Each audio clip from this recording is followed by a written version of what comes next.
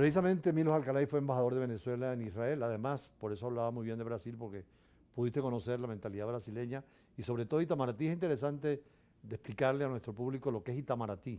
Sí, Brasil siempre ha sido un país admirado.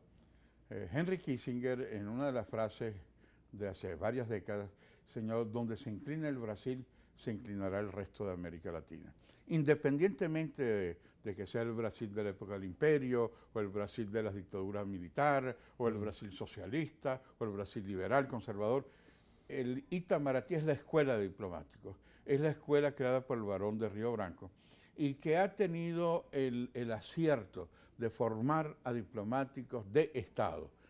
Los gobiernos cambian y el Brasil ha tenido varios cambios dentro de su estructura, pero el Itamaraty ha logrado mantener un profesionalismo que es sumamente importante como contribución, sobre todo en el siglo XXI, en donde hay unas nuevas formas de diplomacia. Antes eran solo las cancillerías las que hacían diplomacia, hoy no.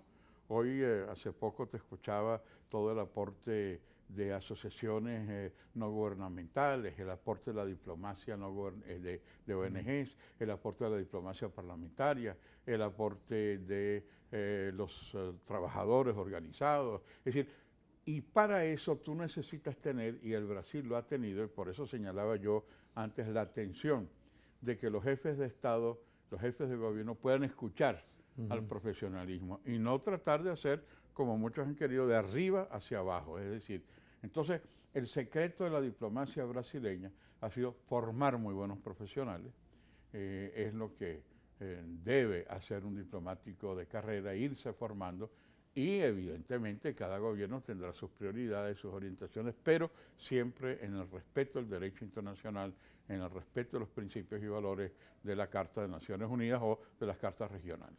Usted también fue embajador en Israel. Así es. ¿Qué actividades tienen pronto en relación con el aniversario de la independencia? Bueno, esta es la fecha aniversaria. En Israel ya se conmemoró lo que ellos llaman Yom Ha'atzmaut, el Día de la Independencia, porque cambia de acuerdo al calendario lunar, así es, como tú muy bien sabes. Entonces, normalmente la fecha de independencia es el 15 de mayo, que es cuando David Ben Gurión reunió, una vez que el mandato británico cesó, en base a la resolución de Naciones Unidas que creaba la partición, que fue la que triunfó, en la que Venezuela votó a favor. Ya que Venezuela era miembro. Venezuela era miembro eran 57 países miembros de Naciones Unidas, Venezuela era uno. ¿Quién era el canciller en esa época y el embajador? El canciller era Andrés Eloy Blanco, y todavía no teníamos embajador en Israel, pero las relaciones se llevaban a nivel de Naciones Unidas. El primer embajador que tuvo, el ministro plenipotenciario que tuvo Israel, fue en la época de Pérez Jiménez. Por cierto que una constante había sido, no solamente en la Venezuela democrática, porque en el año 47 era Rómulo Betancourt, había una junta de acción democrática, posteriormente Rómulo Gallegos continuó cuando el retorno, todos los gobiernos democráticos, el de Rómulo, el de Leoni, el de Caldera, el de Carlos Andrés, todos tenían una relación muy importante, no solamente con Israel, con el cual había una excelente relación, sino también con el mundo árabe. Nosotros, siendo miembros de la OPEP, teníamos, y tú has sido embajador en varios países del Medio Oriente, países árabes. La relación de Venezuela era muy consecuente con lo que había sido nuestro voto de partición. Dos estados, un estado judío, un estado hebreo y un estado árabe. Reconociendo siempre a los dos estados. Reconociendo a los dos. Lamentablemente, desde ese día de la independencia, el 15 de mayo del 48, el mundo árabe no aceptó esa declaración de independencia y comenzó la Primera Guerra. Por eso es la primera, son varias guerras. Son varias guerras. La primera y más importante es al día siguiente de la declaración de independencia. Y ahí es donde evidentemente reafirmó Israel su deseo de tener fronteras seguras, tener la reafirmación del Estado. Entonces, pero regresando a lo que tú decías, el 18 de ahora, mayo, ¿no? ¿Van a hacer algunas actividades? Hay dos actividades que se van a realizar ese día. La primera de ellas es el Instituto Cultural Venezolano Israelí, en el cual tenemos el honor de tenerte a ti en la directiva, en donde se va a conmemorar los 75 años de existencia del Estado de Israel. Hay dos grandes personalidades que están invitadas como oradores de orden.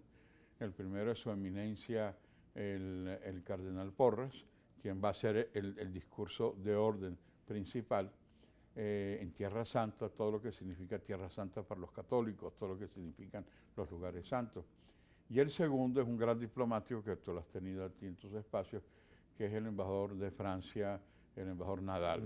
De manera que ese es un privilegio que vamos a escuchar a dos grandes personalidades. ¿Dónde va a ser este acto? Va a ser en San Bernardino, en la sede de la Unión Israelita. Y, hay una segunda actividad el mismo día, lamentablemente es el mismo día, pero también se conmemora el Día de Jerusalén, Yom Yerushalayim. Y esa conmemoración se va a realizar en la hebraica, con algunas instituciones de la comunidad, para recordar la unificación de Jerusalén después de la guerra de los 6 días. De manera que todos los años, esta vez creo que son los 15 años desde que se establecieron las bases del Día de Jerusalén. En todo caso, la existencia, la conmemoración, lo que llaman Yom Ha'atzmaut, el Día de la Independencia, es precisamente en este periodo en donde hay toda una fiesta en Israel, no solamente el día anterior, Yom HaZikaron, se recuerdan los fallecidos en las guerras, y al día siguiente es una gran fiesta con parrillas, picnic y por supuesto también actos que rememoran. En el último minuto, embajador, quería también señalarle que usted preside un organismo muy interesante para los jóvenes en función de la paz, ¿no? El espacio Ana Frank. Ana Frank, que es, me siento sumamente orgulloso de ver a los jóvenes venezolanos que forman parte de esa joven judía alemana, de origen alemán, que falleció durante el Holocausto. Y ella escribe el diario de Ana Frank, y los jóvenes que forman parte de ese recuerdo van a las universidades, a las escuelas, a las reuniones con jóvenes, llevando un mensaje de paz, de coexistencia y de valentía moral.